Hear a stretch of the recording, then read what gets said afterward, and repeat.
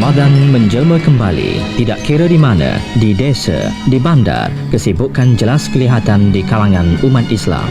Di waktu petang, di pasar-pasar, malah di kaki-kaki lima, dibanjiri oleh manusia, sibuk membeli belah untuk persediaan berbuka puasa. Sepanjang hari berlapar, haus dan dahaga, tiba waktu berbuka puasa. Azan bergema, lepaslah siksa. Allahu Akbar, Allahu Akbar. Majlis berbuka puasa juga diadakan di masjid-masjid dan di surau-surau.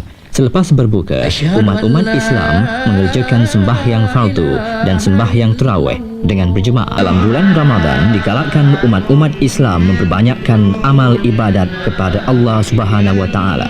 Umat-umat Islam diwajibkan membayar zakat fitrah bagi dirinya, keluarga dan orang-orang di bawah tanggungannya.